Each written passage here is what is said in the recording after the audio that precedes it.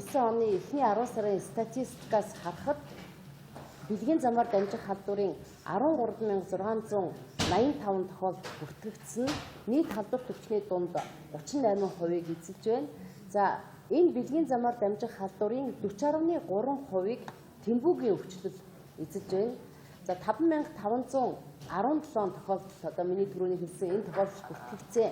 За энийг ингээ аваад үзэхэд өнгөрсөн оны муу үетэй харьцуулахад Тэмбүүгийн өвчлөл 503 тохиолдлоор нэмэгдсэн нь бид одоо энэ Тэмбүүг устгахын үйл ажиллагаанд одоо иргэдийг энэ эрт илрүүлэгт хамруулсны үр дүн юм а гэдгийг гэж үзэж байгаа. Тэмбүүг устгахын үйл ажиллагааг эрчимжүүлснээс хойш 4 сарын хугацаанд нийтдээ улсын хэмжээнд 218 мянга гаруй иргэнд үзлэг шинжилгээ хийж Тэмбүүгийн 3682 тохиолдол, за 1716 хавьтлыг илрүүлэн эмчлэн илрүүлсэн ийм үр дүнтэй ажиллаж ирлээ. Тэмбүү хүний дархлал хомсдолын вирусын халдвар илрүүлэх үзлэг шинжилгээг халдварт болон халдварт бус өвчний илрүүлэг үзлэгтэй хамтдах аймаг бүр өөрийн онцлогт одоо тохируулан зохион байгуулсан байгаа.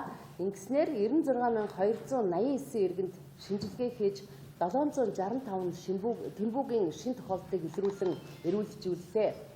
За өндөр эрсдэл бүлгийн 1271 хүн, за Баян, Хонгор, Дорноговь, Дорнод, Дундговь, Орхон, Өмнөговь, Сүхбаатар, Сэлэнг, Төв, Ховд гэсэн 10 аймагт уул уурхайн чиглэлээр үйл ажиллагаа эрхэлдэг аж ахуй нэгжийн 6000 гаруй ажиллагчдыг, за 6 аймгийн 10 сумын 38 аж ахуй нэгжийн гар аргаар алс олборлагч 870 хүнд, за 15 аймгийн алсын тээврийн 2140 жолооч зэрэг нийт 20620 хүнийг үзлэг шинжилгээнд хамрууллаа.